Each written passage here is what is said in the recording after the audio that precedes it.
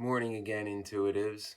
It's always nice to see the channel continue to grow and to see more people telling me how these videos help. So it gives me a little sense of purpose in a very, very, very dark chapter of my life when, I haven't won a battle in since 2019. I mean, unless you count my lawsuit, but it's a little different. There's rules that you have to play by, and the truth was on my side. And in a courtroom setting, the truth is what's important, no matter who's a part of what good old boy club or who thinks that they're, the queen of everything, or, you know what I mean? People's narcissism can't save them, or people's, popularity contests and all that high school bullshit that people should be over by the time they're 19, but sadly, a lot of people aren't. Uh, this is kind of a cautionary video. I guess my channel is to the point where I have to do it. Every anti-narcissism YouTuber does a video like this at some point because it's something everybody should be aware of that wants to comment. And certainly if you're new to the anti-narcissism community and you're trying to get out of a situation, you're just learning, like, oh wow, like this is what it is. There's actual like conditions and words for this, and I'm not the only one. And there's other people like this, that your abuser isn't this master. Well, they are good at manipulating, but they're not this one of a kind master manipulator. They're not original. They're a group of people that are, for all intensive purposes, evil. But what you have to be aware of is that, and I'm not saying, I don't think I've encountered it yet in my comment section, but I'm a small channel, but in general, because I'll throw this out there for all of you, I'm sure, watch other channels and are on message boards, and this is more for the people that are new to the community. There are narcs among us, okay? There are narcs who troll anti-narcissism YouTube channels, Reddit pages, Facebook groups, etc. for various reasons.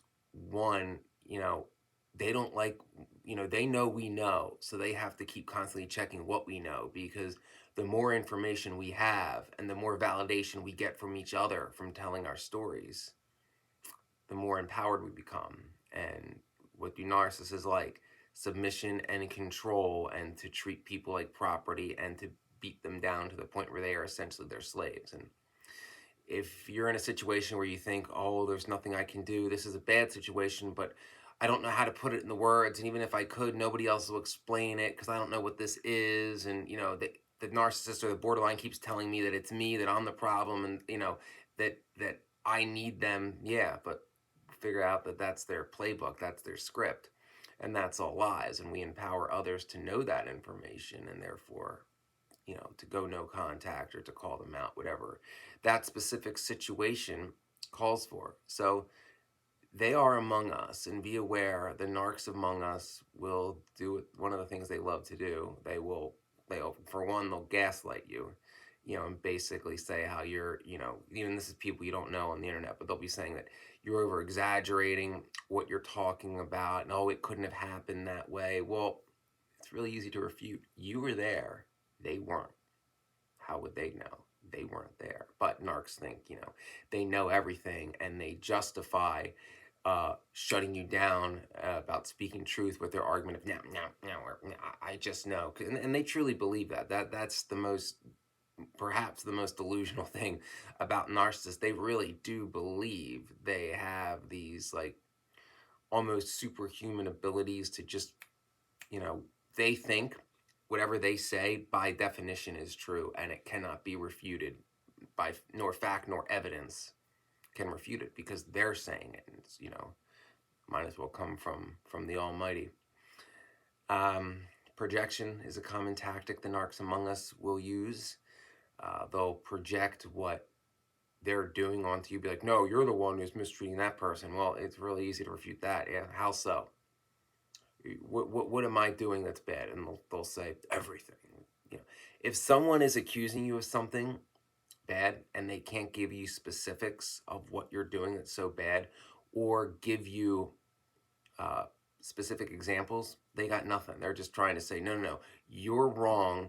You're not allowed to be right, and I am by definition right. And another thing they'll do is they'll have massive double standards. So if they try to like throw the book at you for some minor infraction, like maybe, you lost your cool due to your abuse and yelled at somebody, and, over like somebody enabling the narcissist, for example, they'll use that as like, oh, you're the problem. No, but you can point out 15 things that the narcissist did that were way worse, but somehow it's like, well, they love that too. Well, it's different for them, and they'll double standards galore. So that's another tactic to be aware of from the narcs among us, is double standard. But perhaps their biggest tactic in the anti-narcissism community is to try to tell you that you can't speak up, that you have no right to tell your story, to tell your truth, to talk about the abuse that that person did to you. And you absolutely do. I don't care who that person is,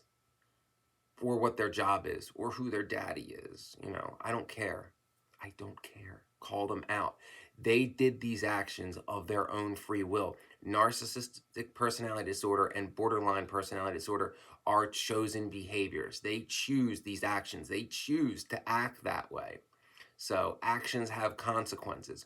If you abuse people and you manipulate people and you exploit people and I'm actually going to show the card, and you treat them like shit, and eventually they become empowered enough to speak out, damn right, you deserve to be exposed for who you truly are. If you're choosing those actions, people should be aware of who you are and judge you accordingly based on the actions that you choose of your own free will. But the enablers will try to say like, oh, you can't air dirty laundry, and they'll have sympathy for the abuser but not for you. So you can't talk about nor get empathy for the abuse you underwent that's haunting you to this day, but you can't call out the abuser. And that in itself is abuse, and that's disgusting, because basically what they're saying is well, no, if you call that person out, how are they going to do what they did to you to somebody else? Because if you call them out, then the jig is up. They can't have that. And usually enablers are getting some kind of benefit from the narcissist, like they're their boss, or their sugar daddy. Something's going on there where the enabler gets, maybe not narcissistic supply, but something of value from the narcissist, or they're just a enslaved lackey, like like yes man type. That's possible too. But think about that for a second.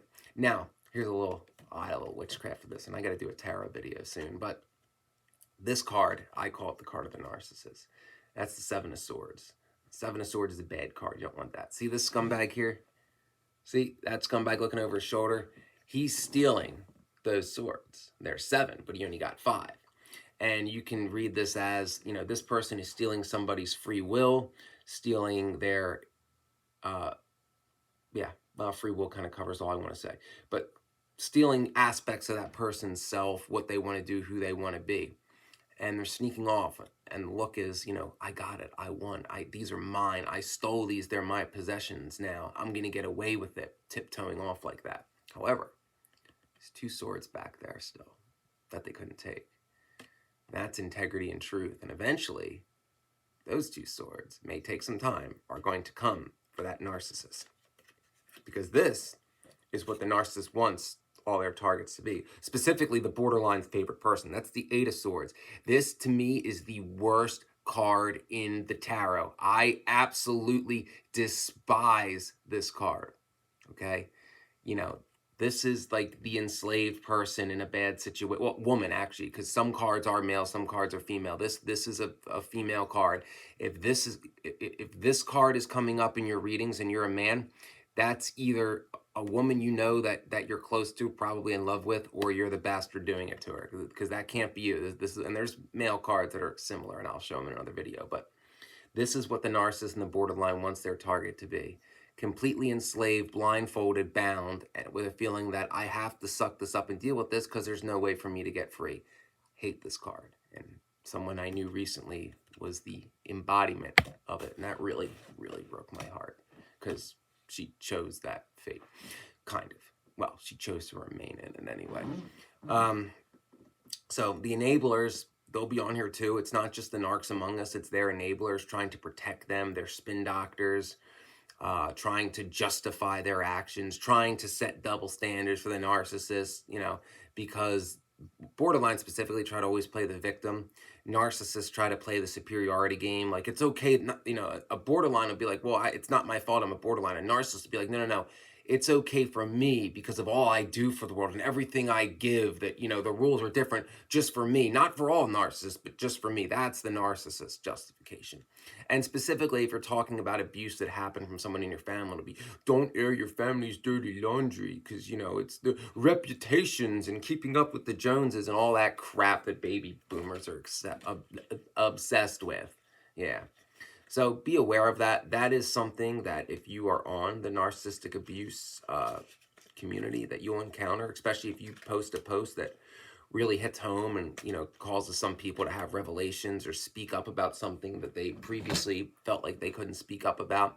Or if you're a content creator and, you get to be bigger than me, but, to the point where you're helping people and people are talking about that, how the videos help them get out of a bad situation or stand up for themselves or call out the narc. They can't have that. They can't have that. Because, it wasn't too long ago, 10 years ago, pretty much none of this existed. It wasn't really talked about. I'm sure there were some like small niche little groups, but not the way it is today. And now that their tactics are exposed and we victims are getting validation from each other by telling our stories and getting empowerment from telling our stories and admitting what happened to us and knowing the causes and the patterns and the tactics of why it happened and knowing that we're not alone, which is very important.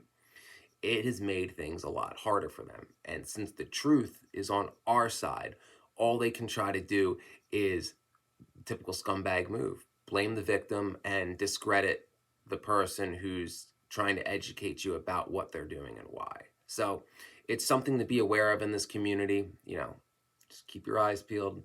Be aware that it is a very common thing. So if somebody's coming at you for telling your truth, they probably have an agenda. They're probably either a narc or borderline or an enabler.